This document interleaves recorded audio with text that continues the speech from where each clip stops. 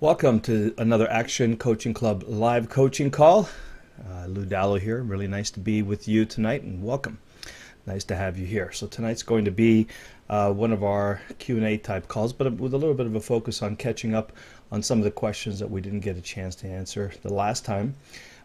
If you happen to ask a question last time that we didn't ask, please ask it again. I wasn't able to dig up the questions. We seem to have gotten something lost somehow. Either that or it's just me being non-technical for a change. But anyway, I'll go through the email that we have, the questions that we have in the email, then I'll answer any questions that you have here. And hopefully we'll get caught up on all of the outstanding questions that we have in preparation for our website and strategy review next week.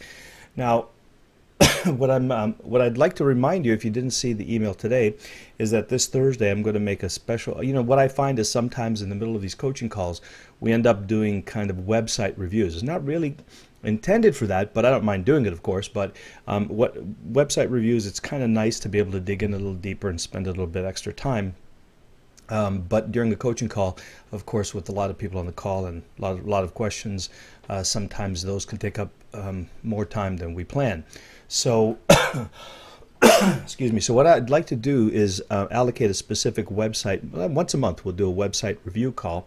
And let's start with this Thursday. And so if you would like your website review, and by the way, when I say website, I mean web business review. So if you like to have your opt-in page, your sales page reviewed, your business strategy, your list building strategy, your sales funnel, your marketing conversion technique, whatever it is that you're thinking to use for either creating products, building a list, making sales, or getting visitors, are four sort of cornerstones. Any of those is great conversation, great topics of conversation. And I will treat it a little bit like a laser coaching call. So we'll allocate 15 minutes specifically to you.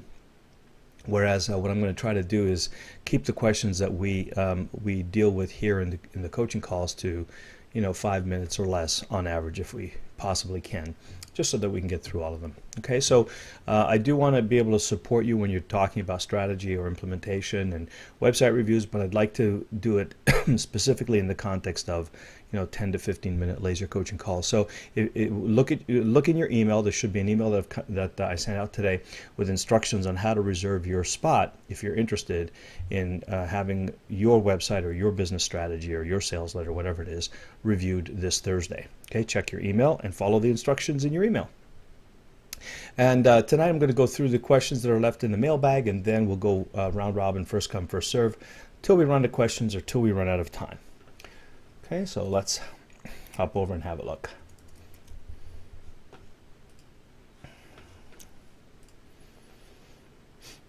Okay. This looks like an older one, but let's just see what it says here. From Jeffrey. Please send me information on your video sales letter recording mentioned on the call tonight. That was February 24th. Okay, I'm guessing we probably sent that to you. Would you also cover the technology you use to post the recorded calls on the website? I like the player you use better than the one I use to post my recorded webinars. I produce an average about 2 webinars a week and would like to use a better technology for playback. If you can talk about that on the call, it'd be appreciated. I'm also very interested in setting up masterminds. I'd like a little bit more coaching on how to set one up in Action Coaching Club as well as other areas of my life. Do you know how many people will be in the coaching club this year? Okay, so one at a time here. So the video sales letter recording, I think the one that you're talking about was the one when we were promoting our video sales letter workshop. So that was online, was up for a week, and now it's offline again. It'll be online again the next time we do a promotion, I think. So I don't have access to it right now. It's not online, and I don't want to go put it up specifically because my deal with these things, and what I recommend you do, is you put them online for a limited period of time while you're running the event, and then you use them for other purposes like giving them to your members or posting content or whatever it might be. But the next time you'll get a chance to see that, if you didn't see it already, will be when we promote the video sales letter workshop next time. But thanks for asking. Now, the technology that I use to post recorded calls. Well, first of all, when you say you, I'm going to make the assumption that you mean Action Coaching Club, and I don't post calls here. This is done by the team, by Evan's team. And I noticed that they're using a new player here. Let me just see if I can catch what that is. Looked like there was a little. Oops. Let me see. Flow Player. Okay, so it looks like Flow Player is the one that they're using. And I know that they were using JW Player before. And really, those are the two that I use anyway. So I guess I can tell you about that. So if you go to longtailvideo.com, when I'm posting anything on my websites, I typically use this player, the JW Player. I have a commercial license for it. And I'll tell you a little secret. If you sign up for if you get the player and then sign up for the mailing list, every month or two they run a 50% discount sale or something like that. So don't buy the commercial license right away. Just hang in there until you get the coupon for that month, and then you'll be able to pick it up at half price. But do get the commercial license. It's very affordable. It's like $30 or $40. Okay, so that's the one that I tend to use. The one that looks like they're using in the members area is Flow Player. I think it's .org. Yep. Okay. This is also an open source player, but again, I think they have a commercial license if you use it on a commercial website. And I think I also mentioned you might want to look at EasyS3. A lot of guys are using this and they like it. EasyS3.com. This is a monthly service, but it really does make putting video on your sites very, very easy. And the other thing you could do, if you like, is go over to easyvideoplayer.com. And this is another one that I do use, and works really well and does a lot of stuff for you as well. And I think it uses either JW or Flow Player as well, but it just makes it really easy. And it's to use videos, and it also does a lot of really neat things I won't bother going into, but you can see here it helps you with opt-in forms, helps you do split testing, this is a really cool thing. It creates entire web pages to play back your videos. Okay, so this is a pretty good option as well. And those are probably the four that I tend to look at. If you're using WordPress and you want to play video on your WordPress from your Amazon S3 account, I'm pretty sure Easy Video Player will do it, but then so will S3Flowshield.com.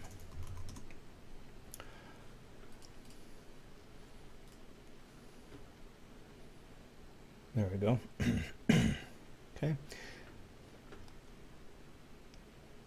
And so I've used all of these. Right now I'm actually tending to use Kajabi a lot, so I don't use very many other players because Kajabi has its own, and Kajabi actually uses JW Player built in as well, and it does all of the security and S3 management and all that stuff for me.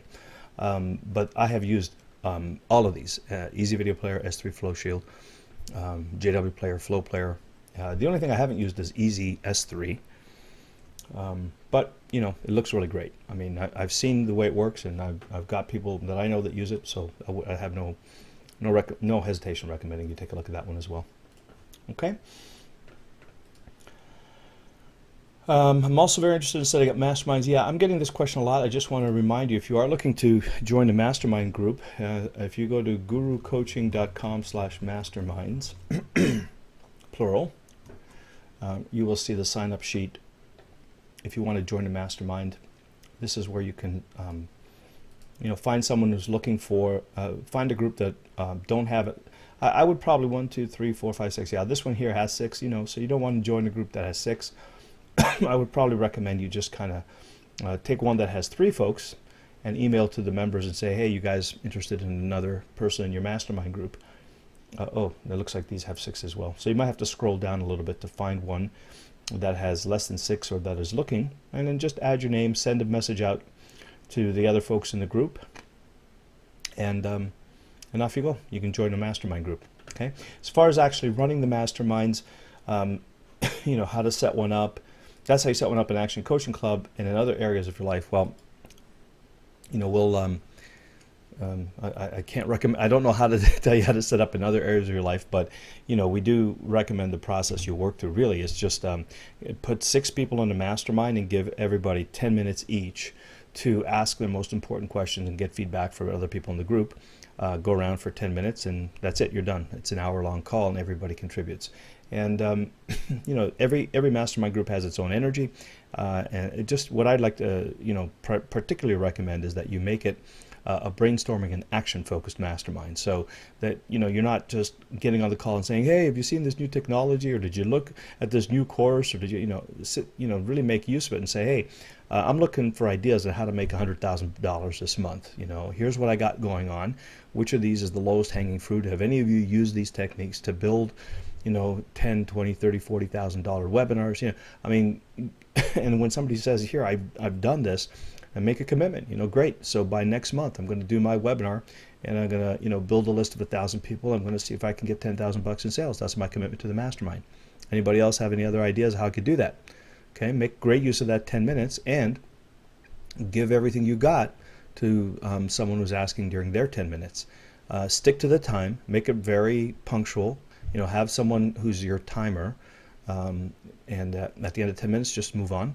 And if you do that routinely, I think you get a lot out of your masterminds. Now, there's, I guess, obviously, there's a little room for more detail and explanation and so on. But if you follow that process, you're going to cover about 80% of the benefit of it and get lots of results out of your mastermind.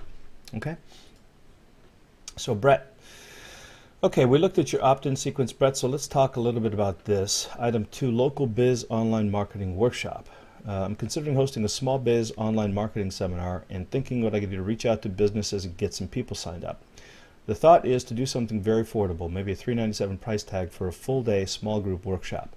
My first blush thought is that write a letter reiterating the tough uphill battle they face, but also explaining how online marketing can revitalize, if not revolutionize, their business. They also include a flyer sales page. Then also include a flyer sales page that explains what they'll learn and give clear call to action with incentive to register early. Put those in a simple envelope and personally hand it off to businesses, explain what they're doing. I thought I'd run that by you and see if you had any thoughts on the approach and any other ideas you have to approach Main Street small businesses to hold an online marketing one-day how-to seminar workshop.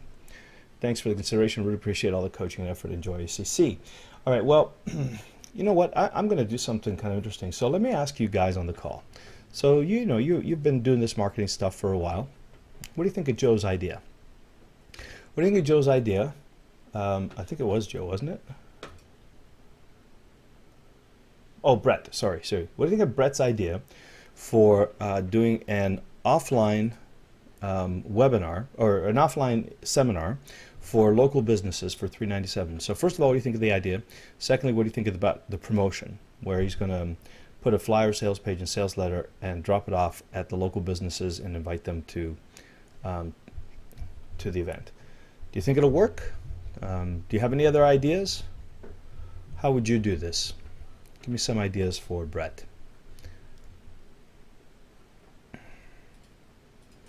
Xiling, you like the idea. Okay, well, Xiling, tell me what you like about the idea. Tell me how you would market this event.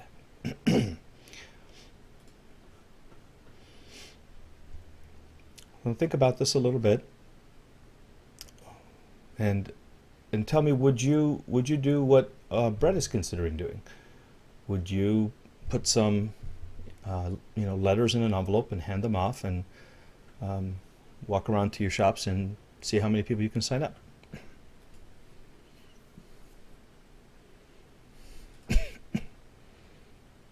Joe says, sounds a bit amateurish to be handing out envelopes to local businesses.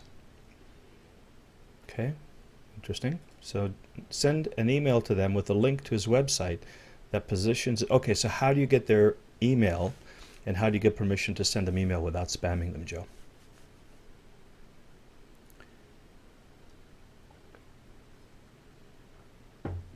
Just look it up and do it. Okay, nope, that's spamming. Wouldn't recommend you do it. And just looking it up is very manual. Is there a better way? I like where you're going with that, Joe. But I'm looking for leverage, looking for cheap and volume. Aleem says, I'd first ask the business owners the biggest challenge, then put them in the letters how I can help them with this problem at no charge. Okay, that's interesting. DJ says, niche it. What shops give them more first or they'll never pay? Yeah, that the niching is a good idea. That's a good point. I don't see anything here that says specifically what kind of local business. Great. Send a handwritten letter, not too expensive, says Pia. Shuling says maybe it should be no compete so that you tell them only one of each type of business. Okay, that could work. Local Chamber of Commerce will set up an email list to the members for a small fee. Okay, that's an interesting idea. Advertise in local publishings. Okay, good. So if you have, so let's just kind of talk through these, and here's the filter that I'm using, and it's not always the same filter that I use to vet marketing ideas, but what I'm looking for is is there something I can do that's going to ideally reach a lot of people quickly in a personal way, and is not going to be too cost or time intensive. Now, you know, that's just the place I start. We don't have to end up there, but it's kind of the place I start. Carol says, give a free talk at the Chamber of Commerce offering some info, some stats. Okay, so this is an interesting idea because it addresses that concept of talking to a lot of business owners rather than one-on-one. So so the concern that I would have with Brett's idea is that it's, you know, I mean, you're going to have to walk around and visit these owners, talk to them one-on-one. This is a little bit like a paper route, right? I mean, you're not going to. Well, first of all, you don't know how many owners you're going to get a chance to speak to, right? Because who knows if they're there, who knows if they're busy, who knows if they're willing to talk to you, and so on and so forth. You show up, you hand them an envelope. What are the chances they're going to even read it, right? I mean, you know, if you're busy, just imagine you got a laundromat, you got a pile of people and all these clothes. Somebody says, hey, here's some stuff for a webinar, read it. You go, sure, thanks. What's the first thing you do with that? Yeah, you put it in the trash, right? I mean, so there's a challenge, I think, with what I'm reading here is that I just don't know that you can do this with enough people to make it worthwhile. Now, if you're wanting to get, you know, 5 people in a room, that's okay. You might get 5. If you want to get 50, that'll be a little bit harder because walking around doing this kind of thing, especially when I see the word flyer, this makes me nervous. It has worked.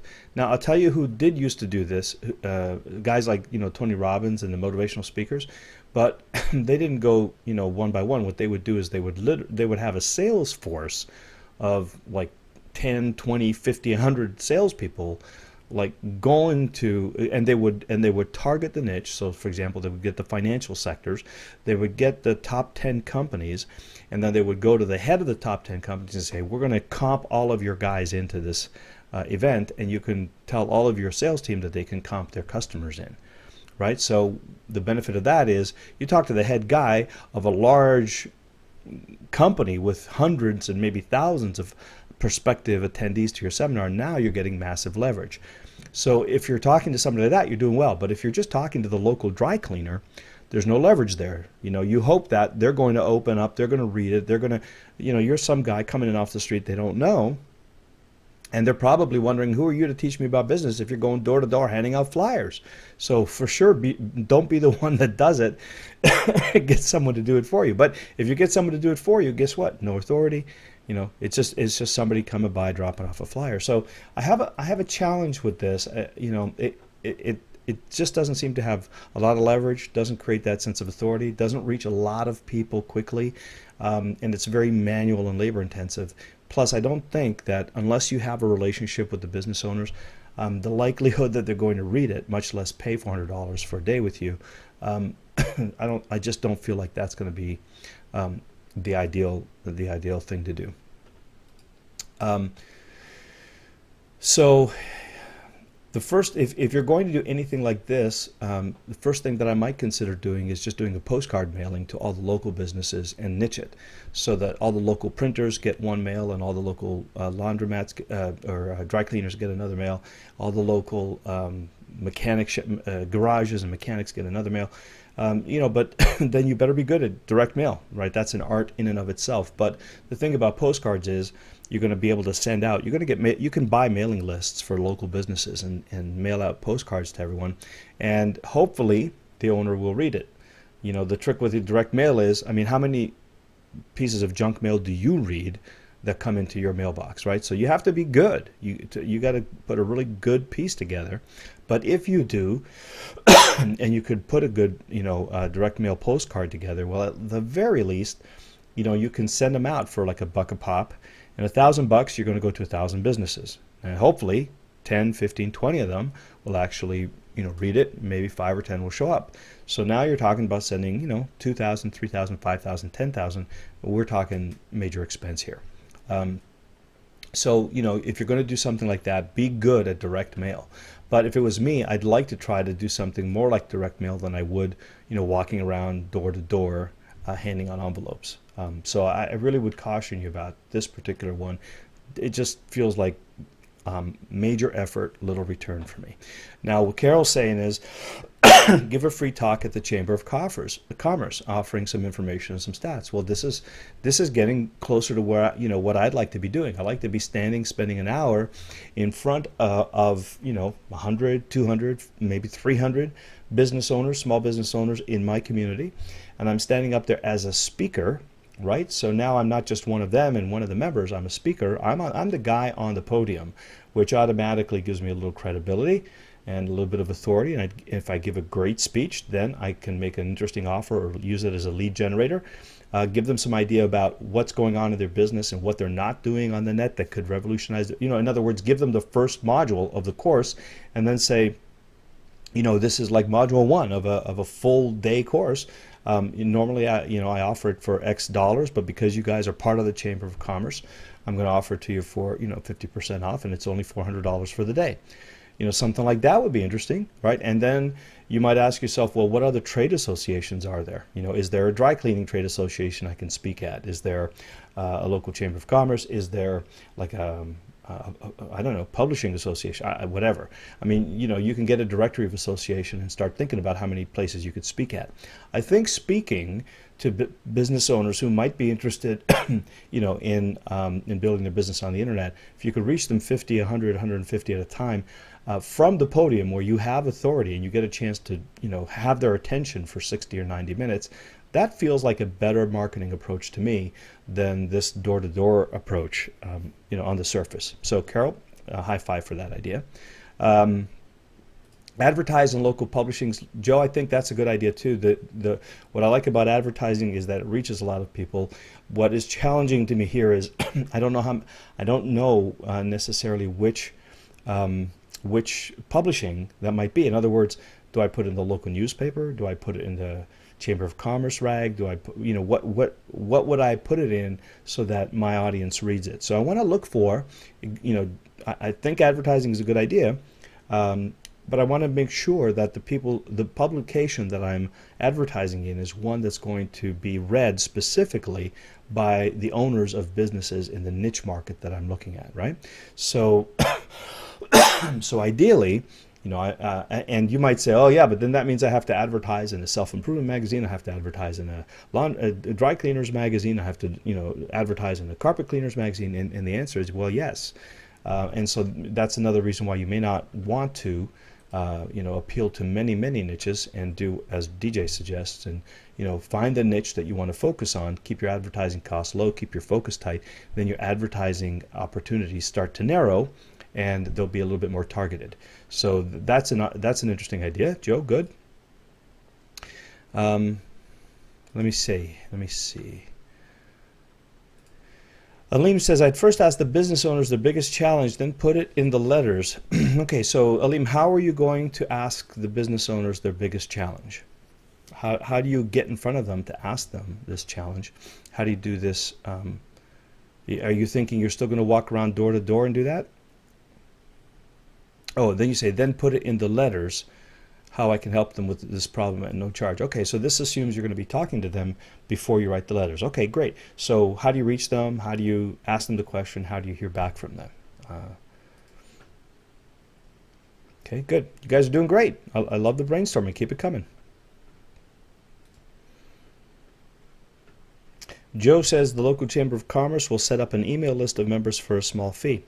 Okay, great. So this is a good idea too. So if you can get yourself a list of the members with the permission to send it, to send them an email, this is excellent. And it more now we're talking more about the kind of leverage that I like, virtual leverage. So what you could do is you could you can send an email and do what? You can invite all the members to a very special webinar sponsored by the Chamber of Commerce.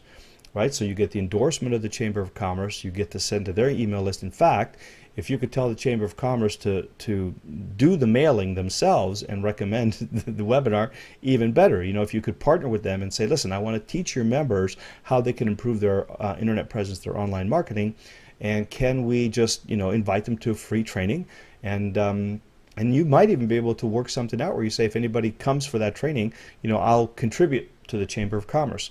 Every $500 comes into me, I'll put $100 towards, whatever you guys need, new equipment, new facilities, member, whatever, however they need to work it. Because not all of them are going to be able to do like an affiliate relationship or whatever, but they always appreciate help to keep their commerce, their chambers going. So now we're talking a little bit more leverage again, right? So now I don't even have to go and do a speaking tour.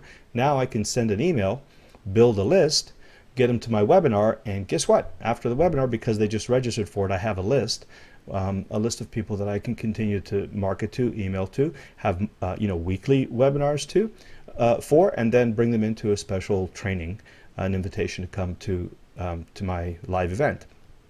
Now, I'm going to tell you that if it was me, that's where I would start. I would start with building my list of the kind of people that I want to come into my event. Because building a list is going to be a lot cheaper if you do it online than it is to buy to do a direct mail piece, to buy advertising, to send postcards, to write letters, to walk around one by one, and it's going to be much more targeted, and you're going to reach a lot more people quickly. The other part about it is that you get a chance to position yourself as an authority before they come to the live event. I mean, let's face it, if you can't get them to sign up for a free webinar online, what are the chances they're going to pay you $400 to spend a day with you, take a day off work, drive down, deal with the traffic, deal with the parking, and all that other kind of stuff?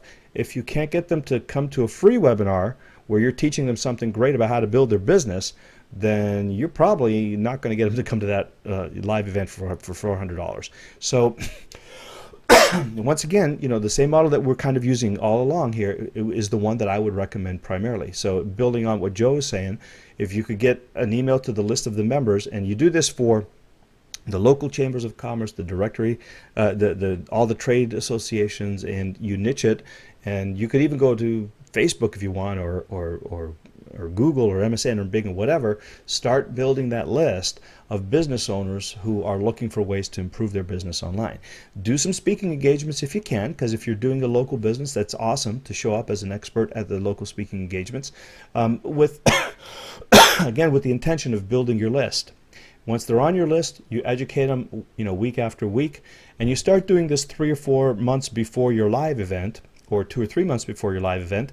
You build a list of, say, 2,000 people who have come to your webinars week after week, month after month, and then you're going to know when you have people, when you can get 500 people to come to your webinars regularly, show up, interact, engage with you, then you're ready to tell them about your live event. So that's kind of the way I would do it, actually.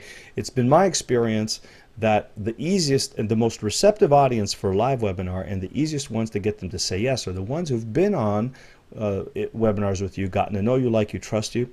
They have a sense of what you're teaching, they have a sense of who you are, and they want to know more. So you've qualified them, and they've qualified you. And after you build that relationship for a month or 2 or 3, depending on how long it takes you to build that list, they will be your most qualified targeted prospects for the live event. So that's just building on the idea of sending an email list to the Chamber of Commerce. That's the way that I would go with it. Takes a little bit longer, right? Because you got 2 or 3 months. But once you build the list, you could literally have a live event like every twice a month, for example, and invite the same group of people. So build the list, build the relationship, give them value, invite them to the live event. Those are the people who are going to know, like, and trust you enough to want to show up and spend a day with you, I believe. Okay, so let's see what else shows up here. So Aleem would call them up using the phone book. God bless you, Aleem. Okay, if you're going to do that, Aleem, then I would say, choose the people who you call up so that they are the ones that have massive leverage, like we were talking about before, right? So look at an industry like the financial services industry, find one of the big corporations, talk to the vice president of sales and marketing there, and call them up, because that phone call is going to give you access to potentially thousands of attendees. Okay, because otherwise, dialing business owners one at a time, boy, that's boiler room stuff, and that's hard work. But good ideas. See, you guys are thinking. I love it. Let me see. Pia says, give them a questionnaire via the local Chamber of Commerce when they send out their normal info. Yeah, if you could do that, that would be good. I'm not sure if the local Chamber of Commerce would necessarily let you give them a questionnaire that way, but if you could do that, that'd be awesome. If you could partner with the local Chamber of Commerce to sort of insinuate yourself in the sign up process, that would be pretty amazing. I think it might be a little bit challenging, but it's a good idea. Okay, let's see. So Carol, they also are a serious group in the community who are committed to business growth and the word of mouth. Right. So that's the folks that you're speaking to. Yep, absolutely. Let me see. So DJ says, give them more first or they'll never pay. I agree. Yeah, that's the thing that's hard to do if you're just dropping off an envelope, which is why I like the idea of building a list and giving them access to your training on an ongoing basis. Because then, you give them more. You're giving them value. You're giving them ideas. You're proving your authority, and then they'll part with their money a little bit more easily. Yeah, good point, DJ. Let me see.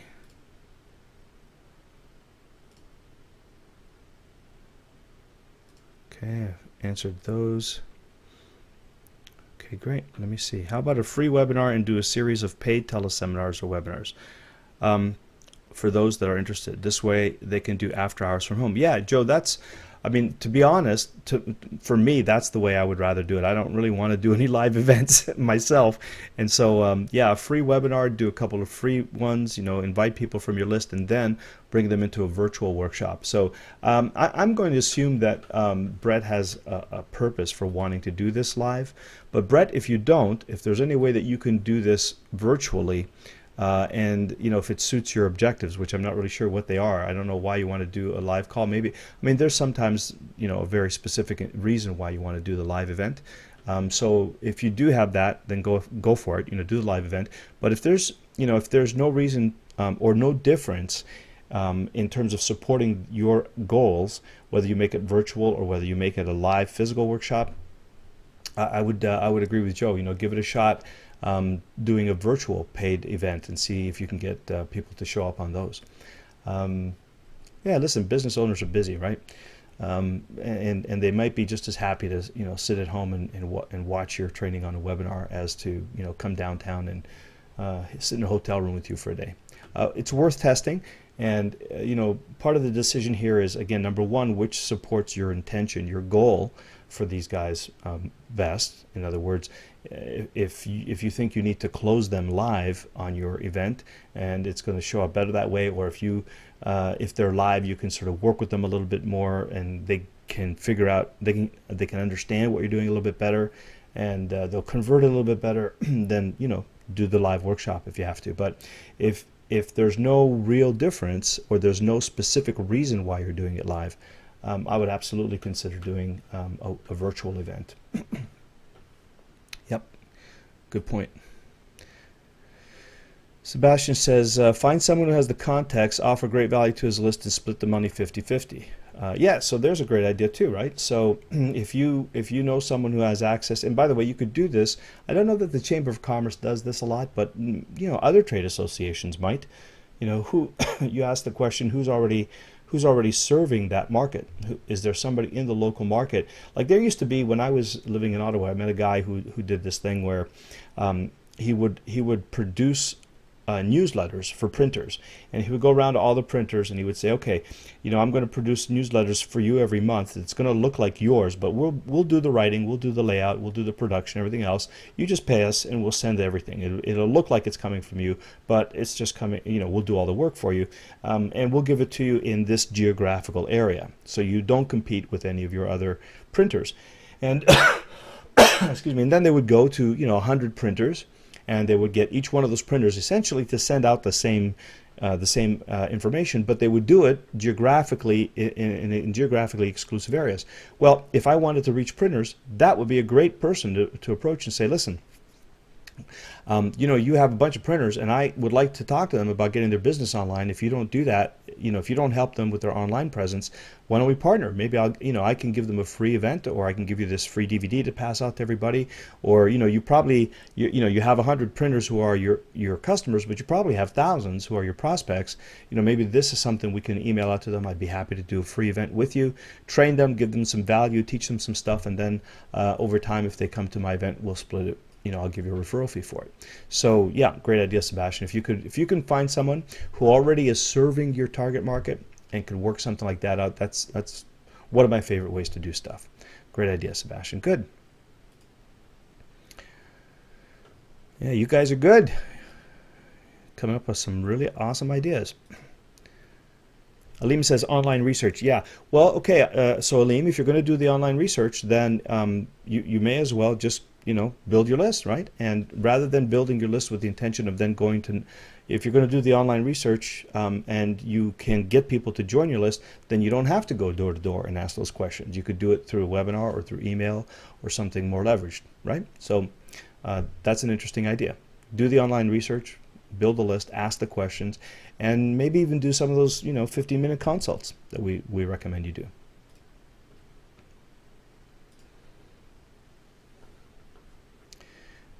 Joe says, go to the place of business, talk to the owner, make an appointment, talk one-on-one, use spin selling method to meet their needs. Yeah, Joe, I got to be honest with you. For me, that's a lot of work. I think this works in a corporate, like large corporate environment. If we were talking about, you know, Fortune 500, Fortune 1000 companies, I think what you're suggesting is probably the best way, the only way to go. In small business, I don't think there's enough leverage in it for you as the marketer to do it this way. You know, you might go to like I don't know, 100 businesses before you get one person to say yes. So, you know, how long does it take you to go to 100 businesses and do this one-on-one spin selling? Much less, you know, you talk to the owner. If they're busy, you show up there. How many times do you have to go back before he'll actually sit down and talk to you? So I'm not a big fan of this manual process right now anymore, and unless it's highly leveraged. And so if you were talking to a vice president, again, the vice president of a financial services organization, you called them up, you made an appointment, they were expecting you, you know, you showed up, you built a relationship one-on-one, that kind of thing. And then you said, hey, I want your 1,000 people to come to my seminar, and here's how I'm going to make it really affordable for you. I like that. Under those circumstances, I would say, okay. But in a small business, you know, single mom and pop kind of shop, local businesses, where they have, you know, one owner, which generally is going to mean one enrollment for your webinar per business, 1 or 2 enrollments. It's just not enough leverage to go doing it door to door manually like that for me, Joe. Not saying that what you're suggesting wouldn't work. It's just my preference not to do that manual process for the small businesses. But good. But you know what? You guys are thinking, right? I love it. And by the way, isn't it cool how when you're thinking about solving other people's problems, you come up with a whole bunch of stuff that makes you realize that you know a lot more about marketing than you thought you did. A good job here, you guys. Great. So DJ says, hi Lou, I have an MP3 to give in exchange for the opt-in and a 4-hour MP3 with a PDF transcript to sell. Oh, wait. Okay, so that's your actual question. So great. I'll get back to that, DJ, for you. So, okay.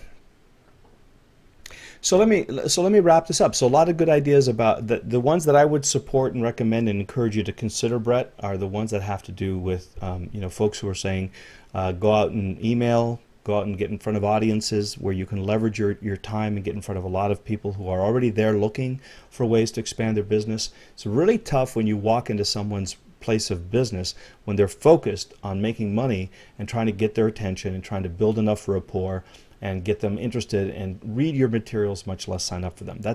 It's possible, but it's tough slugging, and it's going to take a lot of your time, and you better be a great salesman if you're going to do that. But I would probably recommend you consider first some of the ideas that some of the guys, some of the people on the call were talking about tonight, right? So joint ventures is one that I heard that I like a lot. If you can find people who are already serving your market and find a way to partner with them so that you can give education or maybe a free report or a gift or a video to them that's going to build your list, and then keep track of those referrals so you can pay them a referral fee when their people show up to your event. That's a nice one. Going out and speaking is a really good one. I like that idea. If you're into speaking and whatnot, highly recommend it. It's a great way to show up as an expert in front of hundreds of potential prospects.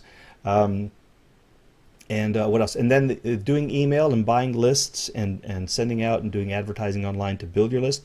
That would be that's the method I'd like for you to consider the most on top of it. So joint ventures is great, speaking is great, and building a list online is probably for me the way to do it quickly, to do it inexpensively, and to build a list and then start giving value to your list.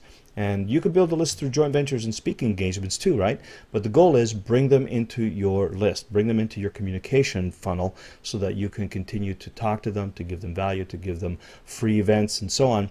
Once you can predictably and reliably identify 100, 200, 500 people who are interested in what you have to offer, who show up for your free events and maybe even buy your $97 product or something, I think now you've identified a really hot market within your own email list, right? Your own personal market that are likely to then come to your live event, whether it's virtual or physical. And if you're going to reach out to local businesses, try to think about things like sending, postcards or letters or something rather than going personally.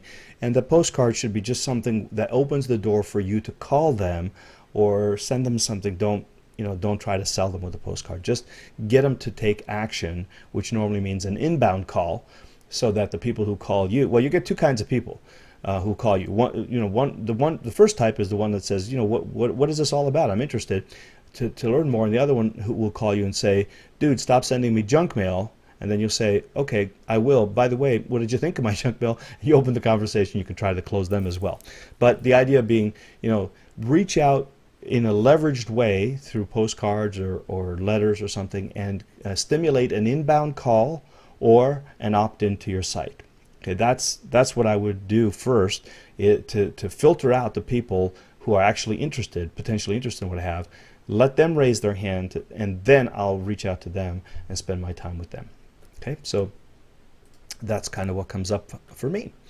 And good job, you guys. So Joe, Pia, Carol, DJ, Sebastian, Aleem, all you guys. I deleted your questions, so I'm trying to do this all by memory, but good job. I appreciate the participation and the great ideas. Thank you.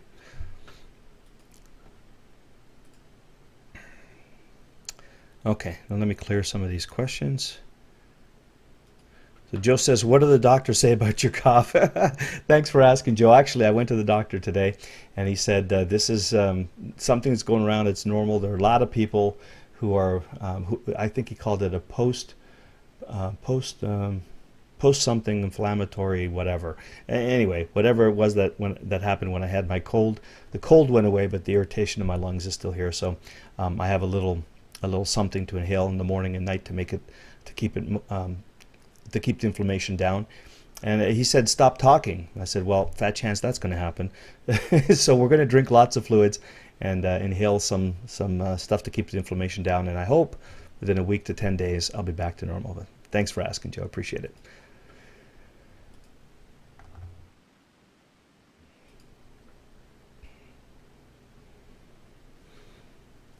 Okay, so let's. So Brett, hopefully you enjoyed that, and hopefully the power of the group served you well. I think it was a lot of good suggestions there. Let me see. Cindy says, "I'm learning a lot from you. Thanks for your great advice." My pleasure. Thank you, Cindy. I'm wondering if you can cover how to offer one. Oh yeah, I remember. I was going to get back to this. Yeah.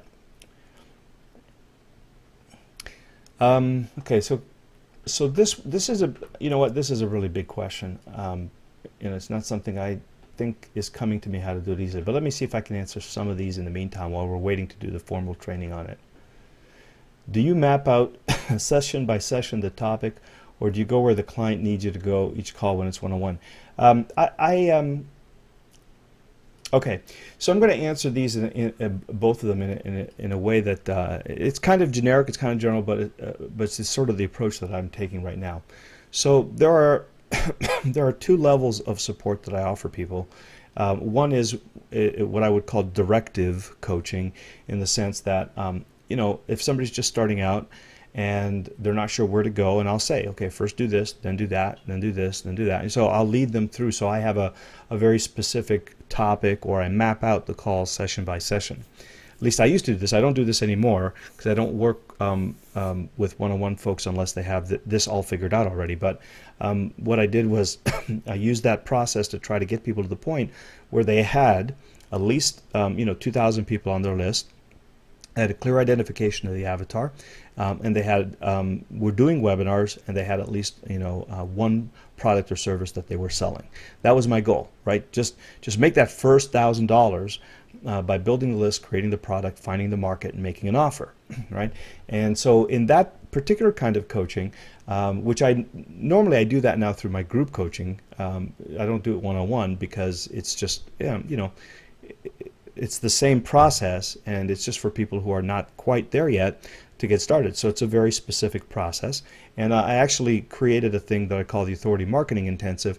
I turned this into a 30-day workshop. So I turned it from like 6 months of coaching into a 30-day workshop. So that was my approach. And so the the answer is really, once you figure out who your avatar is, if you have a very specific process you want to work them through, which is going to help them accomplish what they want, then you certainly can map out each call session by session, and then you can in fact promote it as, for example, the 12-week startup program. And you say, in 12 weeks, by the end of these 12 weeks, after we talk 1 week at a time for 12 weeks, you will have the following, and you list specific outcomes that they're going to have, and then you help them implement everything that they need to along the way to create those outcomes. Now, the other way that I do one-on-one, which is more what I'm doing right now, is somebody will come to me and say, well, I've got a business, because my one-on-one coaching is like $2,000 a month, right? So not everybody's got, if you don't have a list and products and the market figured out, I don't have enough to work with you to sort of make it worth your while, really. So one-on-one coaching is reserved for folks who have already kind of done that first part, right? So let's say you're making, $2,000, $3,000, $5,000, $10,000 a month, and then you come and go, okay, look, I want to do a product launch, or I want to get my product strategy figured out, or I want to turn this into $1 million business. What do I do next? Okay, so that's that's a little bit less about what I want to do and more about what the client wants to do. And in that case, what I tend to do is spend a month, working out the 12-month plan, and then we'll do the 30, 60, 90, and then we talk, every week to implement the 30, 60, 90. And in that case, I'm not really guiding to an outcome. What I'm doing is following the client's goals and visions and strategy. We brainstorm, we look at the strategies, the pros and the cons, and what tactics are we going to use, what products make sense, what the competition is, and so on.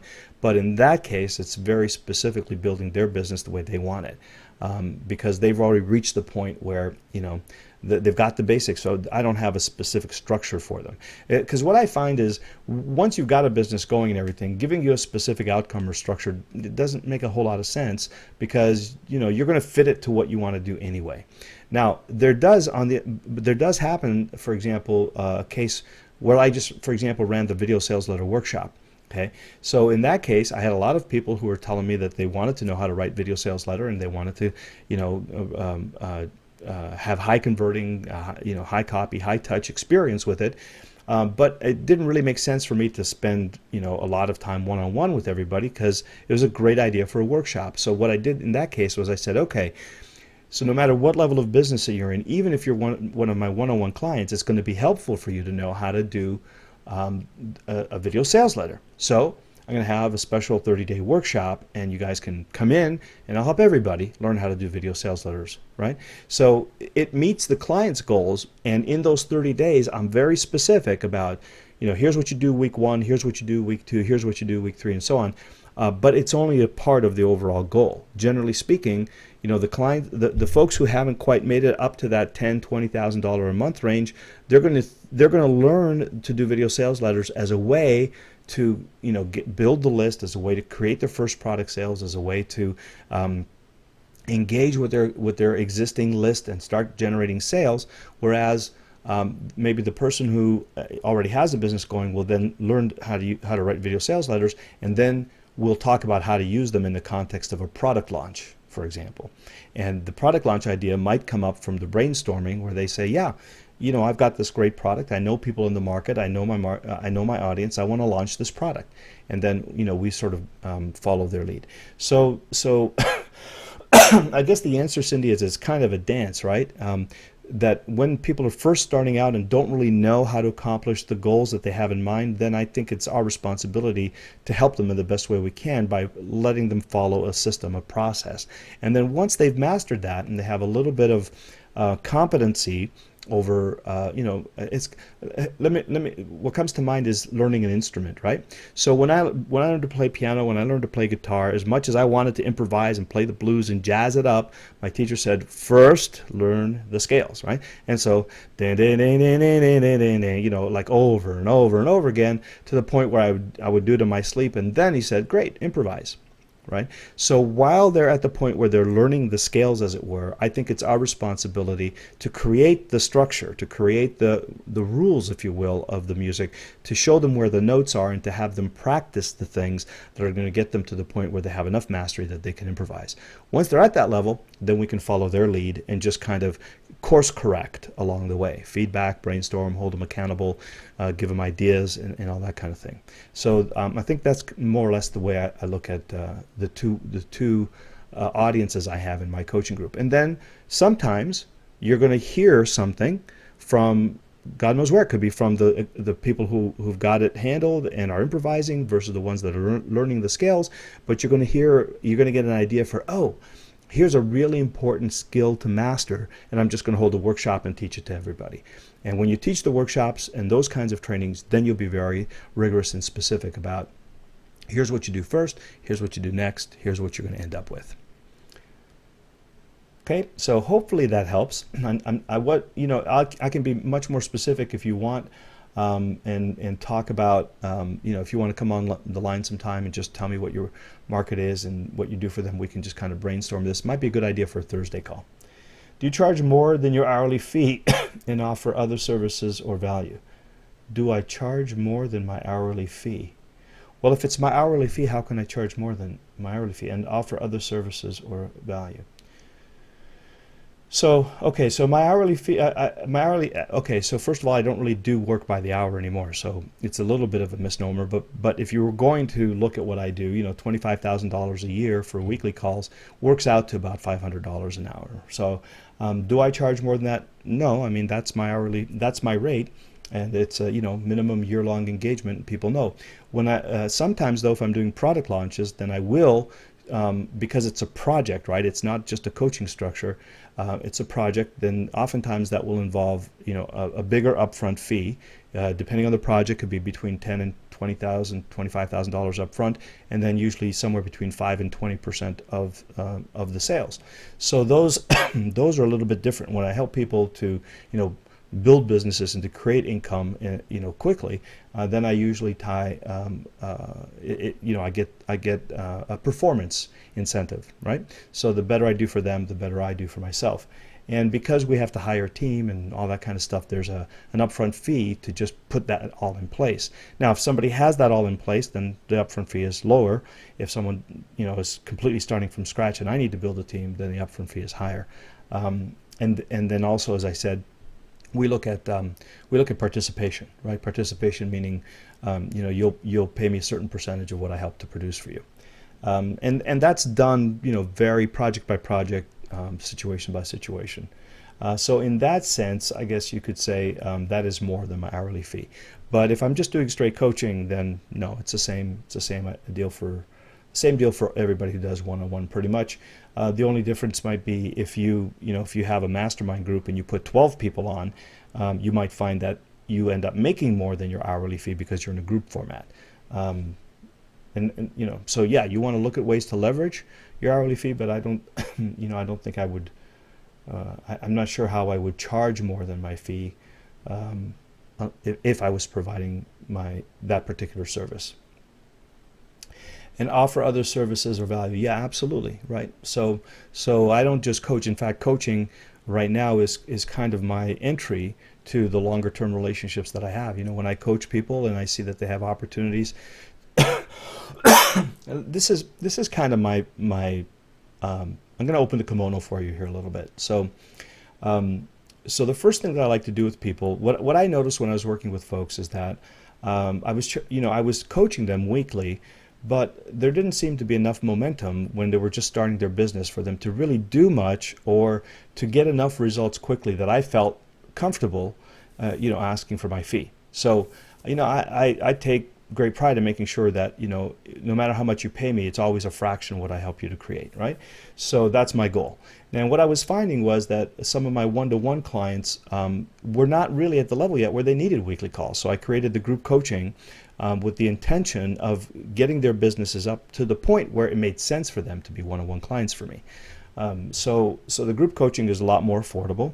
There's a lot more access to me, and in a group format, and we can work on getting the business built up. So some people will do it right away, some people will do it over time, but but this way it doesn't cost them $2,000 a month to build their business, right? It's a really affordable way, and they're in community and they're talking to other people. We have a really great group of people that everybody knows each other. We're on the call live, we open the lines, everybody knows each other by name, they hear each other's voices, right?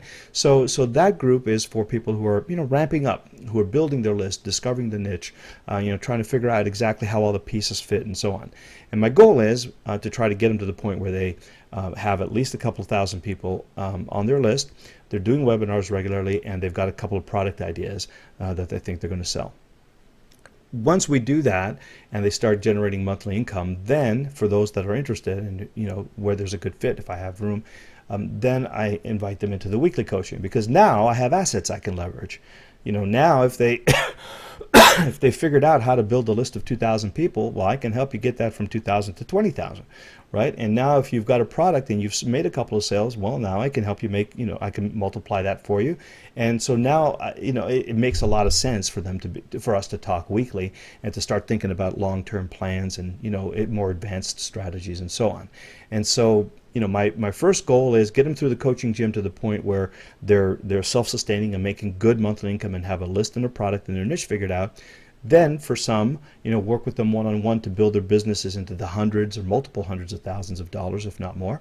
And then from those people who got their businesses going and who are doing really well and are ready to do like a product launch or co-develop a webinar or whatever, some of them tend to become my business partners or my long-term partners, and then I work with them to, if I'm building that much of their business, then I usually have some kind of participation in it. So those are the three types of entrepreneurs I work with, and I have a very intentional, a very specific intention to help them move to the next level so that it makes more sense for them and for me for us to work together. I kind of think of it like a farm, in hockey they call them farm teams, right? Like the junior Bs groom the players to go to junior As, and the junior As groom the players to go to the NHL. And so that's kind of the way I sort of see my role, is to make it as affordable and logical as possible for people to invest in the training and the coaching they get from me at the level at which they find themselves, so that they can it's a great return on investment to get them to the next level each step of the way. And so so that could be workshops, could be webinars, it could be one-on-one coaching, could be helping them with their product launch, could be helping them. Sometimes, I'll get in on their strategy sessions, and we'll brainstorm the building of a business, the researching of the market, the developing of relationships, and those are not necessarily just coaching. I mean, those are pretty involved. I get to know their businesses very well. I get to know their teams, and we expand the relationship beyond just the let's get on a call and talk for an hour kind of thing. So absolutely, I'm constantly looking for other services and more value to deliver.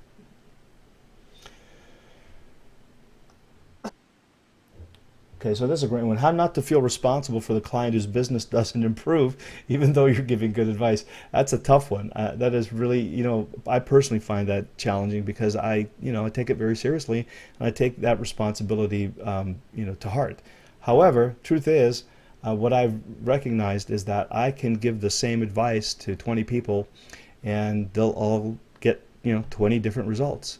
And so I think the way to do it is to just offer your best ideas, and remember that there are so many variables in terms of motivation, desire, skills, experience, mindset, ability, desire. There's so many different reasons why people do or don't do things, that it's a little bit out of your control. So all you can do is show up and give the best support you can in the way that you think is going to help them move to the next step, and just hold that space for them until they're ready to. And so, we all go through different learning cycles, right? Like some of us pick up real quick, and some of us are a little bit more daring, and some of us have a little bit more money to throw at stuff, and others don't. And so that's out of our control. We can't do that. So I guess I would say, Cindy, just really listen carefully to where they're at and give the best ideas, support, resource, guidance, accountability, and motivation you can, based on your sincere expectation that if they take it to heart, they'll get what they want. And at that point, then you've just got to sort of release it and leave it to them to deliver.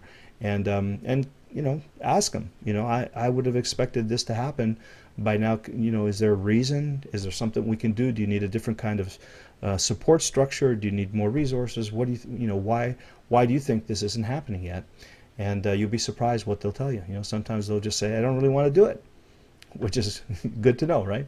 So it certainly is challenging when you really want to help people, but ultimately our clients know best what their process is, and they know why they're doing stuff. All we can help them do is to recognize and be aware of why they're doing some of these things, so that they can make conscious choices and do what they feel is in their best and highest interest. It's not easy, but letting go is a practice, and I would say just practice. Because if you honestly and earnestly feel that you've given the best ideas possible and held a space for them to complete it, keep them motivated and accountable, that's as much as we can do as coaches. And if you're really feeling like it's not improving but it should, and you have no other way to help them, and you feel like helping them is your goal, then you just refer them on to another coach. Clear that energy from yourself. Don't hold it, because if you hold it, you're going to show up with the feeling of, you're going to be urgently wanting them to do things they're not ready to do, and that's because it's your projection of what success is for them. And sometimes it's not what you expect. Sometimes people are quite happy where they are, and it might be just you projecting your desire for them to do better, and maybe they don't share that desire. So if you find yourself having more intention, goals, and desire for your client than they do, you might want to just check in with yourself and see if you can release that and just allow the journey to evolve the way it's going to evolve for every client, and be there every step of the way to move to the next step. Honoring the client experience is ultimately the highest return on their investment possible, because even if it's not a financial return, it'll be for all you know, you may be helping them grow psychologically, emotionally, so on, so that the next project that they take, with or without you, is going to be the big one for them. We just don't know, right? So show up and let the client get where they want to go, not where you want them to go. And I think that'll relieve a little bit of the pressure on you as well, Cindy. Okay? And like I said, if it really bugs you, then release them as a client. All right. Hello, Lou. Thank you for a good call. Sorry for my remarks were confusing. As a former restaurant owner, I had a hard time shutting up while someone wanted to sell to restaurants and bars right now. Okay, so I would love to hear what you think about Kajabi. Who benefits best from using it? Okay, so I think we talked a lot about Kajabi last time. I probably answered this, and I might do a specific training on this as well a little bit later. But I think that if you go back and listen to the training from Thursday, you'll hear me talk about Kajabi quite a bit. So I'm going to leave it to that. Website, blog, domain. I'm still researching and looking for the best possible second domain in the area of original female pro competition tennis players. So I made it help for women over 40 wanting to become economically independent by starting their own business. Help others is do much better than me with the right help from the start. Inside that I can also cater via offline activity to tennis players and athletes. Okay, so no, I'm not going to laugh. It's okay. Um, so Pia, I think you're creating a really big challenge for yourself here, because um, female professional competition tennis players and women over 40 who want to start their own online businesses. I mean, who knows what the overlap percentage is there? It could be all of them, could be none of them. I mean, if you found that female professional tennis players end their career, and when they're over 40, they all want to start their online businesses, then you might have something. But it feels like you're reaching here a little bit, and I think that what I would do if I were you is, it sounds to me like you still need to do a little bit of research to find out, are these people actively looking for what you want to offer? This is sounding to me like you have an idea that might be kind of cool to do, but you haven't really proven that, women over 40 want to start their online businesses. Now, I'm sure there are women over 40 who want to start their businesses online, but I don't know the relationship with those two female professional tennis players. Like, I can't see Serena Williams taking an online course, So I'm sensing that maybe you need to do a little bit more research here, and I would treat these as two different markets, and do a little bit of research first to find out, how actively are these professional tennis player women looking for careers after, and also, who are they? Like, how far have they gone? Why are they looking for an online business? What happened to their career? Why an online business? And do they want an online business? I think you need to figure that out, because I'm not hearing the urgent need in myself, and I don't know a lot about professional tennis players, professional women tennis players specifically. But my intuition is they're not, retiring from tennis and saying, "Oh, I want to start an online business. Let me find something online." I don't know. Could be wrong. Doesn't feel like there's a direct connection there. And if there is, then by all means, show me your research and persuade me. And then this one, women over 40 wanting to become economically independent by starting their own business online. I mean, that's pretty much a proven market. And this one, you're probably going to want to look at, how you can how you can position yourself in that market, which is fairly active. How you can position yourself and bring something to the market that no one else is at this point. I think that would be the challenge in this market. But again, you probably have to do a little bit more research, and I would say don't look at I think you're trying to force the connection between these two. I would say look at them as two independent markets and see which one seems to be the better opportunity for you. Okay?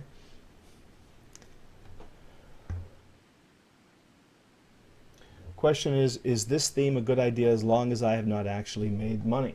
I feel a need to also have an economic success in order to, yeah, see, so this is the big challenge with teaching people and going into the make money niche, right? So first of all, it's really crowded, and so is online marketing now. It's really crowded, and so it's filled with people who can say, I've done this, now I'm going to show you how to do it. And so if you're going to show up that way, if you're going to show up as the expert and the teacher, it helps if you actually did what it is that you're teaching people to do. In fact, I would say in these particular markets, it not only helps, but people almost require it of you. So the alternative, of course, is that you become sort of the publisher the interviewer, the facilitator, and then you bring experts to the table to do the teaching.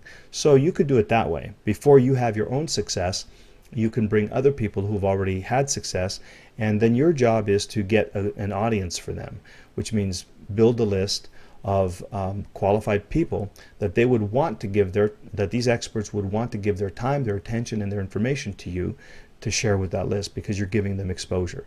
Now in this case, all you have to do is get really good at list building.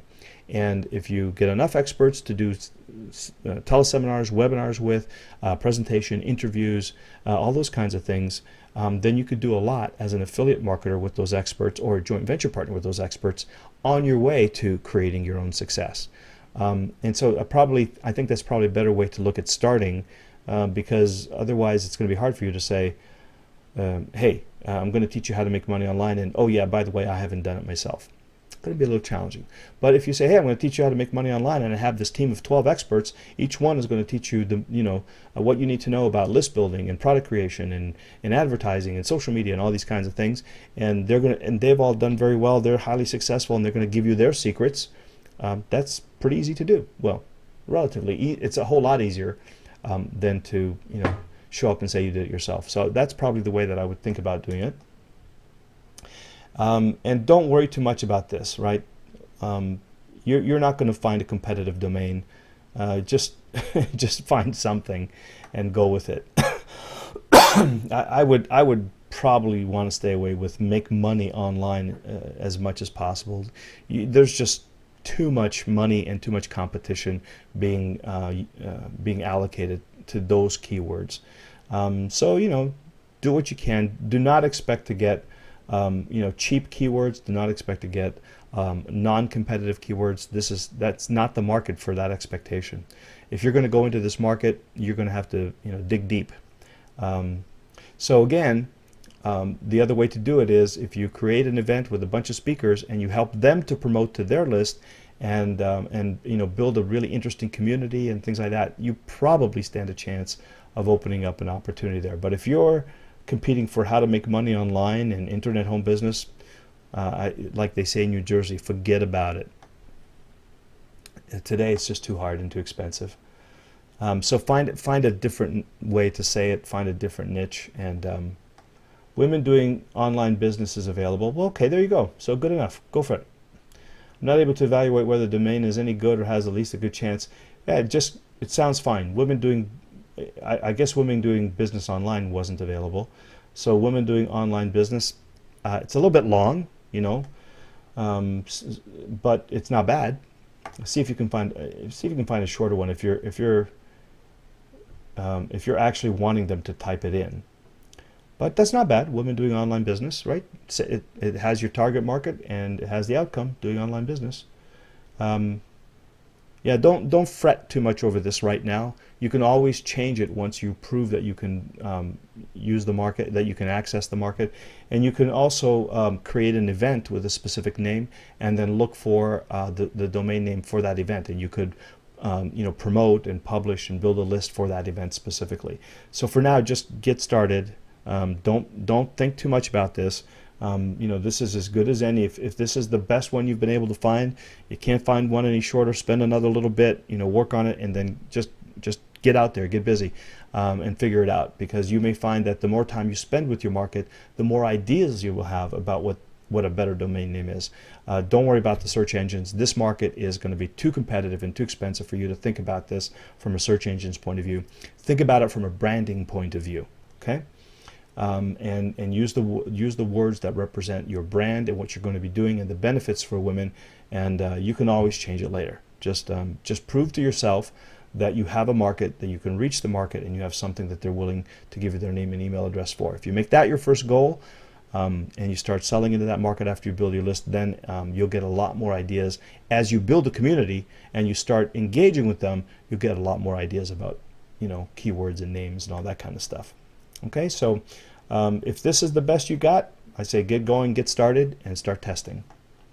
But definitely don't put these two together until you've done more research. Figure out which one is going to be better for you to dig into. Okay? All right. Had a comment here. from Marriott. If Cindy takes responsibility for their failure, she has to take responsibility for their success. And it's not about us as coaches, about empowering the client. Yeah, true. Well, you know, that's absolutely true. And that's an interesting thing, right? So Cindy, are you taking responsibility for their successes? And by the way, how do I know what success means to the client? I mean, maybe I want to be real careful that it's not my idea of success. Because then I can certainly celebrate successes which are not just, hey, look, I helped them make $5 million. Look, I have clients who started off as business clients turned into life coaching clients. And you know, the ability to celebrate their success was, you know, they paid me thinking that they were going to build their business. What they got was emotional, psychological, lifestyle freedom. Well, I could say, well, geez, I didn't help them build their business. But when you hear how they rave about how valuable it is for them to have this weight lifted off their shoulder and to have their life back, well, guess what? That's their idea of success, and so I can celebrate that. And Marriott, good point. Cindy, make sure that you do celebrate the successes your clients have as well.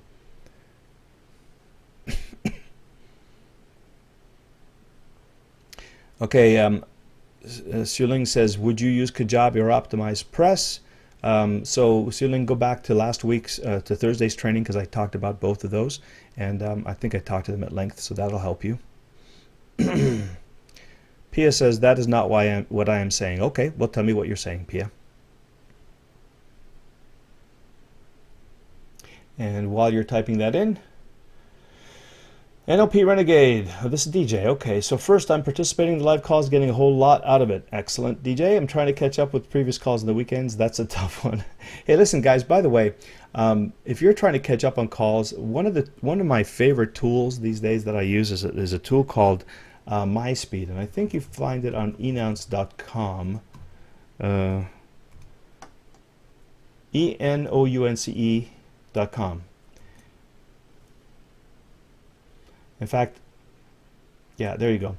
In fact, I think you could also do gurucoaching.com/myspeed. We'll get you there as well, as far as yeah, there you go. End up in the same place. So this is a really cool tool that I use, and what it allows you to do, you can, you know, for 29 bucks, you can take all of your streaming videos and watch them at up to 5 times faster or 3 times slower. I don't watch any videos without this anymore, and most of the times I find, depending on the speaker and how fast they are, I can watch now intelligently at 3 times the speed. So if you want to cut your watching and learning time by a third, you might want to consider picking this thing up. Now, this will work for $30. This will work online. If you want to get the one that works offline as well, I think it's you know, it's a little bit more expensive. It's $90 or something like that. But you know, you can get started, and I think it comes with a 30-day trial or something like that. So I highly recommend you take a look at this. So it's either 30 bucks if you want to just watch the videos online, and it's $100, $99.99, which will give you the ability to play it on your desktop and your laptop and all that kind of stuff. But you know, I wouldn't do action coaching or Guru Master or anything without this. I love Evan to death. I think the world of him, but I have no trouble listening to him at 4 times his normal talking speed. You know, I think he's a kinesthetic. You know, when in NLP they talk about audio-visual kinesthetic. I think I tend to be very visual, which means I talk fast and I listen fast. And his style is a little bit more audio, a little bit more kinesthetic, which means he's a little bit more relaxed in this, and a little bit more methodical and paced out in his speech pattern. So I can listen to him 3 or 4 times the regular speed, and it feels pretty comfortable to me. And so you might find yourself able to do that as well. Yeah, in fact, it's really funny because now when I talk to him live, it feels weird, right? It's like, hey man, are you okay? Like your energy sounds really low. If I watch him live now, it's kind of like, oh yeah, that's right, because I'm not listening to him at 4 times the speed. Anyway, so if you're doing a lot of catching up on the videos and stuff, check this tool out. By the way, if you're listening to something at 3 or 4 times the speed, the other benefit of this is that you don't get to multitask, right? Because now you better be paying attention, otherwise you'll miss things, you know, at 3 or 4 times the speed. So the other benefit of this is it causes you to focus. Cool little thing. Anyway, but I digress. So look at what Fiverr did for me. Yeah, that looks good.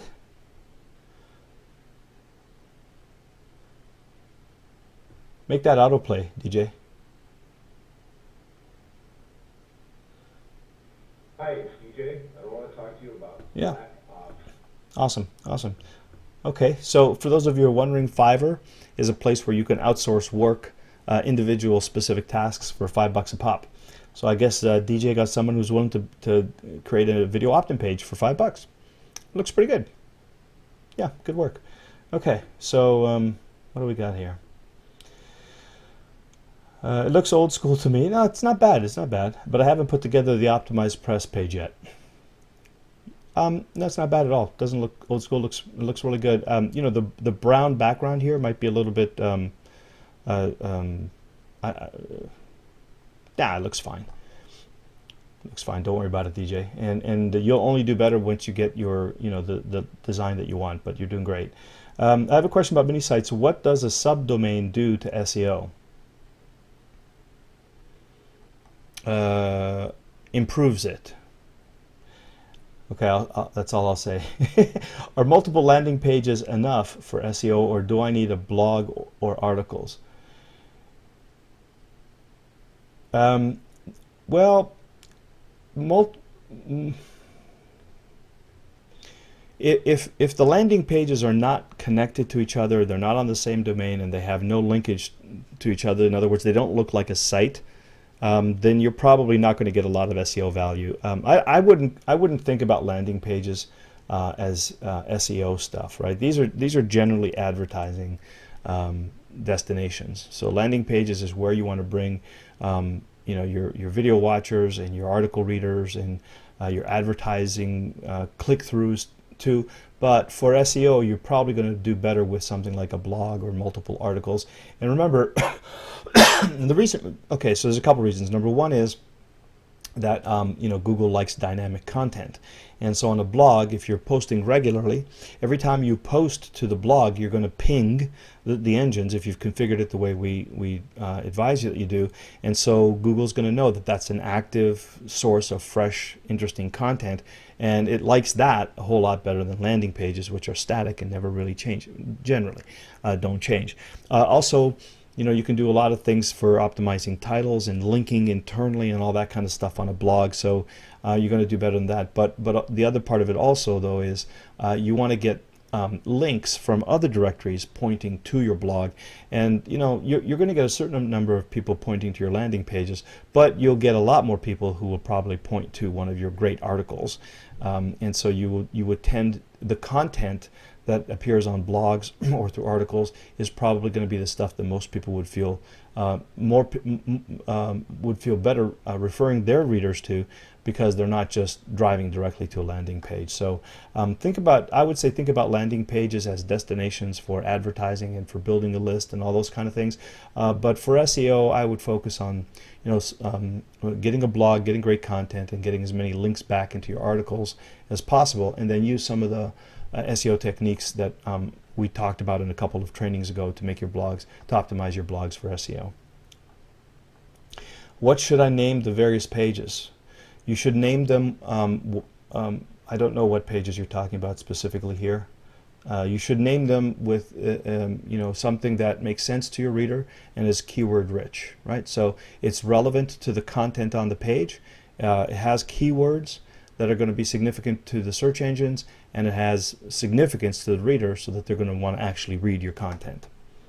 So I don't know what you should name them, but that's how you should name them. Can you show a couple of existing examples of mini sites? Okay, so no, I can't, because I can't think of any right now, but they're all over the place, right? And if by mini sites you're talking about, here's what you do, DJ. Next time you get an email and you click on it and it takes you to an opt-in page, you've just seen a mini site. Okay. Next time you get an email and it takes you to a sales letter, you've just seen a mini site. Next time you get an email and it takes you to a teleseminar registration, you've just seen a mini site. And you can reverse engineer those. Now, we did do some training on these, so I would recommend you go back and look at the training, like the wagon wheel stuff and the original discussion about mini sites. as to existing examples, I mean, I don't even know any that come to mind right away, but anywhere that you have an opt-in page, and behind the opt-in page you have an article or a free gift or a sales letter, that is the mini site, right? So let me just see if I can think back to the training that we have here. If there was, I'm trying to remember if we did something specifically here.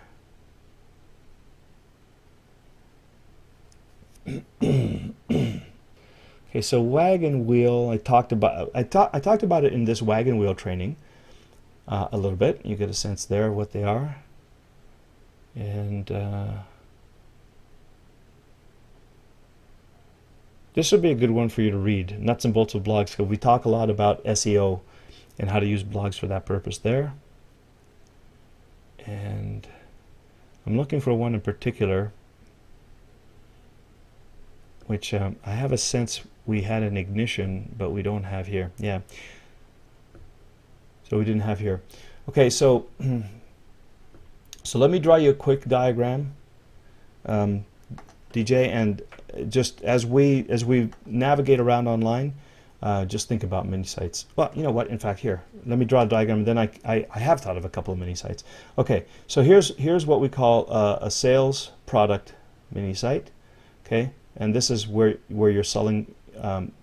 Yeah, as I'm saying this, I'm remembering the wagon wheel, the web wagon wheel talks about this in depth, so be sure to watch that training. But basically, you're going to have a landing page, okay?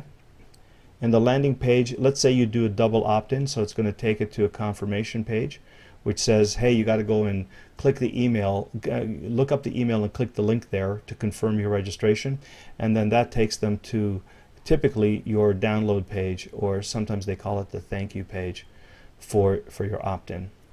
And that's it. That's a mini site, 3 pages.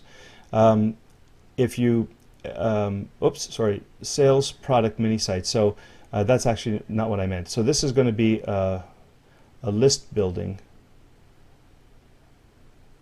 format. Now for product selling mini site, it's very similar. You have your landing page here. This is the opt-in. Okay, so let's draw a couple of things here. And then it goes again, if you do double opt-in, you're going to have a confirmation page where you tell people to go click their email, and when they do, then they come to your sales letter. And so instead of the download or thank you page where you give them the free gift, right? So list build equals free gift, and product sell equals sales letter. Sales letter. Okay, so let me just see if I can think of a couple for you to look at. So what you're doing here looks to me like a mini site. So in fact, let's have a look. Oops.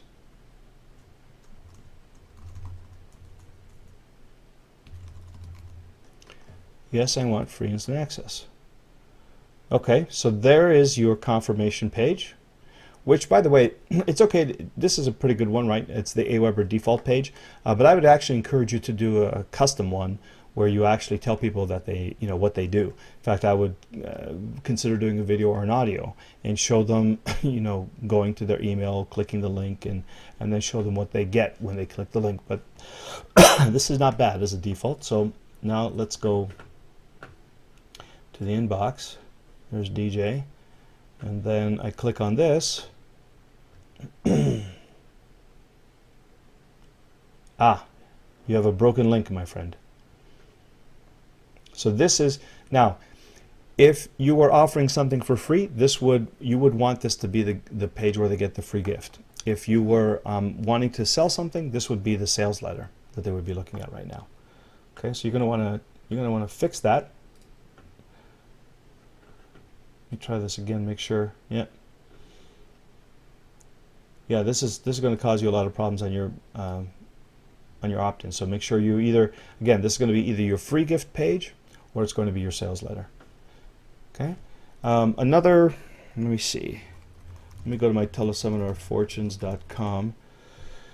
Okay, so this was an old page of mine where I used to when I was doing teleseminar training, big long thing. It's about 6 years old, this thing now. Um, but what you're going to notice about this is that, in fact, let me just register here and I'll. Okay, so here's the big long letter opt-in. You might say, why is it so long? It's because I tested it and for some reason that worked better. So, okay, thanks for subscribing. Now here's what I've done here, and you know, I remember I haven't changed this for going on 4 or 5 years now. So here it says check your email for subscription, right? So that's as much as I do on this particular thing. I would probably do a little bit more if I was designing it again today. And then what I do is I offer them a freebie. This is what do you call it? An ad exchange that I have with Mike Filsaime. So he's running an ad, and you know, sometimes people click on this, they buy stuff, and I make money from Mike's products. You could, in this case, have your own sales letter underneath here, or you could just download, give them the download. Now in my case, I didn't promise a download, or did I? Oh, I was actually promoting an event here, right? So the autoresponder will hopefully invite them to the event. So there's nothing to download at this point. Now, if I was maintaining this page, what I would probably do is have the replay of that call available on the thank you page as a download. In fact, maybe one day I'll go back and change this, but it's not really active, so I'm not using it much. But so the key thing here to know is that I used the exact same template when I was doing the sales product mini site. Like if I was doing a webinar registration, I pretty much used this page, and then instead of an opt-in bribe here or an opt-in letter, I just put the information about the webinar, and then I had them register for the webinar. And the download page or the thank you page then had the information about the webinar. So I the same template, right? Same files, you just put different information on them. And then when I was actually promoting the product, let me see if I have this here. There you go.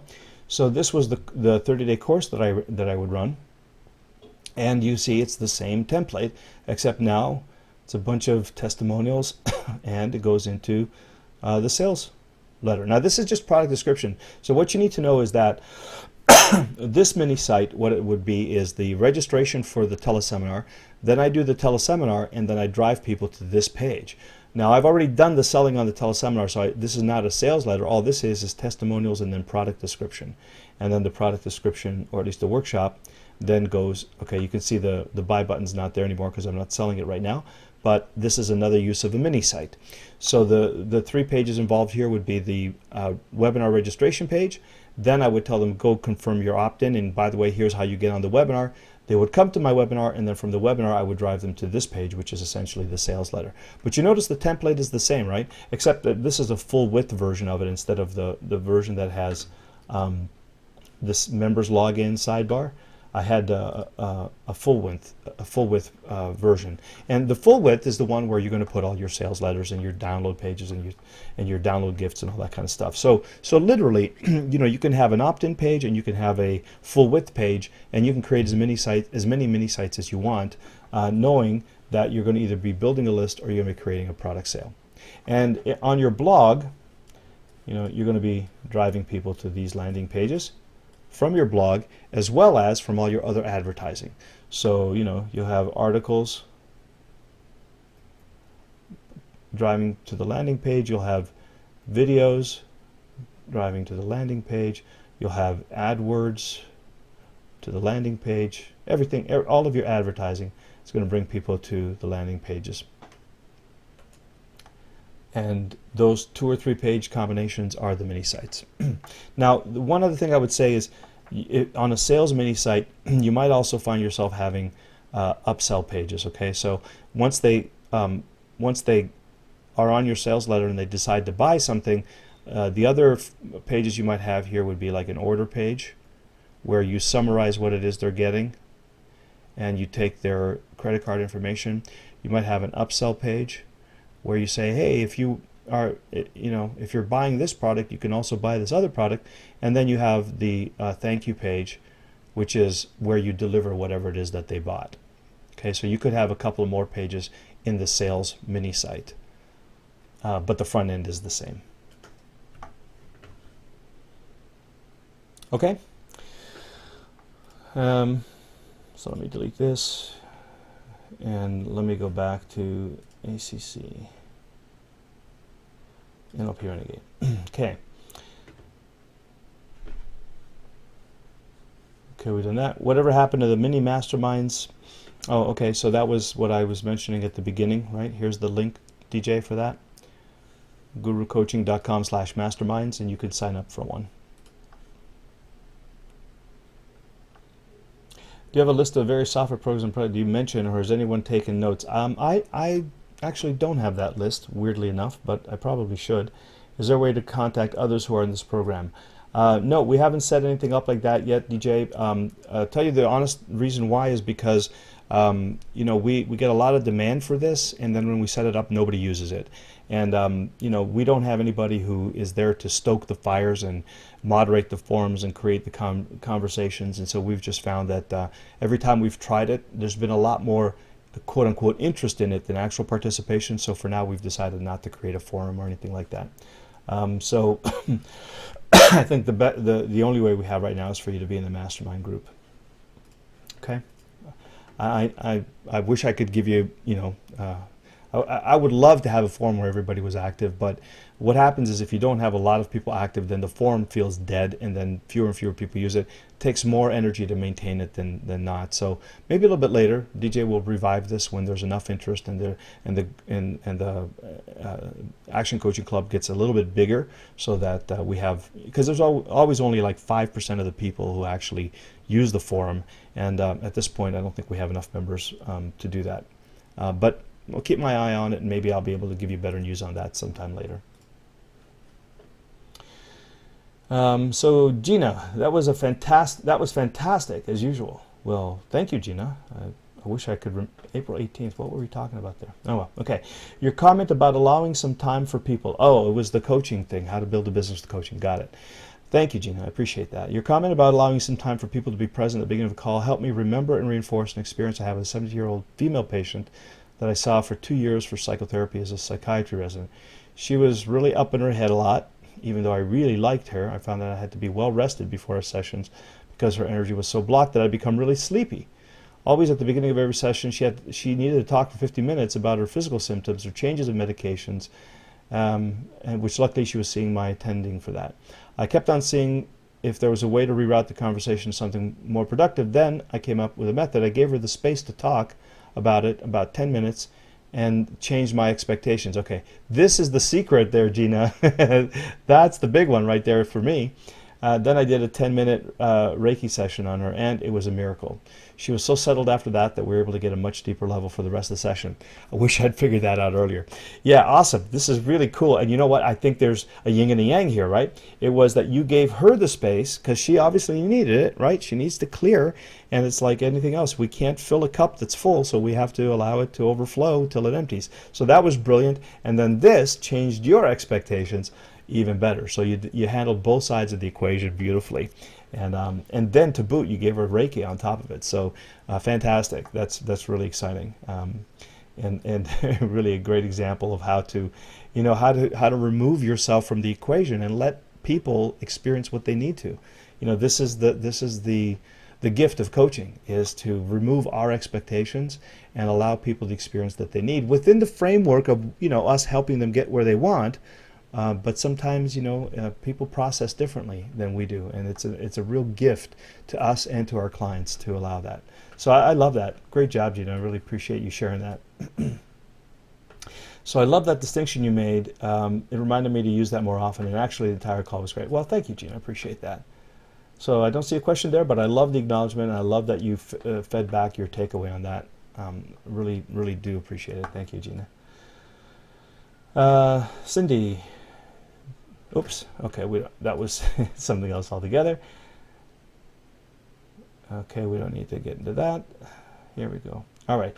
So I'm thinking we're running out of time here. We're already at 9:42. So we've got a bunch of questions. Let me see if I can get some that are fast to answer. How to create ebook covers. Yeah. So, Julia, what I would recommend to you is a couple things. Don't create the ebook covers yourself because whenever I find people doing their own ebook covers, they always look hokey. They always look like they created it themselves. What I would do is go to 99designs.com. Well, first go to Amazon and look at the book covers that look like what you want your book cover to look like. And then go to 99designs.com and say, I want a book cover that looks like this. Here's my title. Here's my thing. Give me your best shot. At a design, and you'll get it for $50 or $100 probably. You could also call my friend Dan at I think it's unlimitedgraphics.com. Nope, that's not it. Okay, let me just Google Dan Ramsey.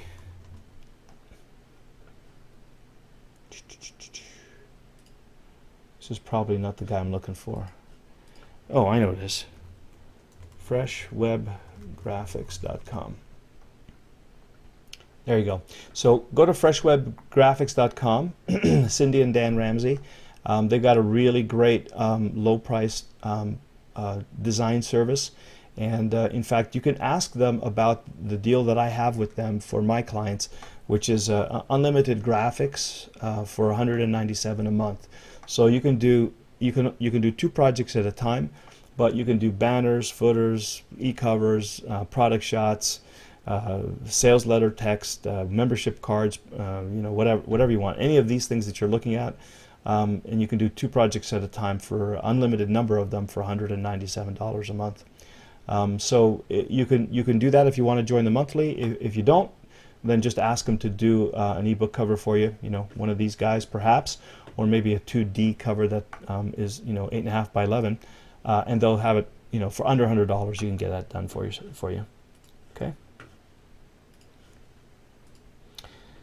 Hi Lou again. Great interview with Sarah Gavigan. Wonderful to follow how she evolved until she found her true audience and the process she went through with her first launch. It gave me both inspiration and insight. Fun to see how doable it is if you do the right moves. Yeah, that was a great call. I think that's actually still online. I don't remember the link because it was a Carefree conference call link, but that was a really good call. I got a lot of positive feedback on that. I actually had people look up my number and call me after this call just to tell me how much they liked it. I had like a half a dozen people just out of the blue that I hadn't heard of, or for a long time, or and I got a lot of emails saying that was a really inspirational call. So if you haven't checked it out, get on my list. I think I'm going to send out one more reminder before I take it offline. So go to powerupcoaching.com and opt in, and if you want to see that. This is okay. Somebody's trying to share something about mastermind groups. Okay, so we talked about how to sign up for those mastermind groups, right? Remember that? gurucoaching.com/masterminds. Just go there and sign up. Tracking on videos. Okay, so Ulrika, please send this kind of question to support@getaltitude.com or whatever the support thing is in here, right in the members area. Use that, please, because I don't really know anything about what gets posted and where stuff is and whatnot. And I'm afraid I don't remember this particular one. This might have been Ignition Coaching, actually, Ulrika. I don't know. But if you're having trouble with the recordings, please use the support team. They'll be able to help you out and update the whatever's in the members area. Tracking into videos, that I'll save for later time. Could you do a tutorial on stats? That's a good idea. Okay, maybe we'll do that at a later time. And Carla, relatively new. Welcome, Carla. Found your email address. Thank you for showing up with authenticity and presence. I can feel your kind and good energy. I'm really touched. You make me believe. Thank you, Carla. Appreciate that. Question. I listened to the Monday Night's Call on how to conduct a free 97 call. Excellent. I love the format. My question is, how do I get people to sign up for the call? Okay, I'm going to save that for next time. That's going to be a little bit more involved, and then we're back to Pia. Okay, great. So now we've sort of handled as many as we could, and oh my gosh, you guys have been typing in a whole bunch of stuff here. This is awesome. Okay, so let me finish with Pia. Pia says, I left the idea with the tennis players because there's not enough response. Oh, good, perfect. Okay, and went over to women over 40 wanting to be independent economically. Okay, excellent. Okay, good. So you've done that, but everything else that I said about, researching the market and don't worry about the keywords and, find an interesting way to show up and get interviews and experts, that all still applies. And so the good news is that you did the part that says, you know what? The tennis player market isn't a hot one. I'll go for this other one. So, but do the same thing. Remember, what we want to do is prove to yourself that you can build a list of the first 500 to 1,000 people. When you do that, you will have discovered who your audience is, what they want, and you will prove to yourself that you have something that they're willing to at least exchange their name and email address for. That's a very good amount. That's a lot of great progress to make. And think about becoming the facilitator, the interviewer, the host, the publisher, as opposed to the expert. You can be the expert later. But for now, you can be the publishing facilitator, interviewer, host person. Okay, so all of that still is relevant. Beautiful. Okay, I'm going to take your questions, and what I'm going to do for the rest of these questions, I'll make a note of them, and after we do the laser coaching calls on Thursday, I'll come back and finish them off. If you have other questions you want to send into the mailbag, send it to lou.acc@powerupcoaching.com, and they'll come into this mailbag here. And then I'll just go through the ones that we haven't covered, the ones that still have stars, and eventually, hopefully, we'll get to all of your questions. If you can, when you're asking me these questions, give me a little bit of background, just bullet points, right? Like, don't write paragraphs, because you can see it's challenging to write. I just want to be able to skim. I'll get it pretty quick from your bullet points. But tell me who your market is. Tell me who the avatar is. Tell me what it is, the big problem that you're solving for them. Give me a little background, right? And then tell me specifically, I'm doing this.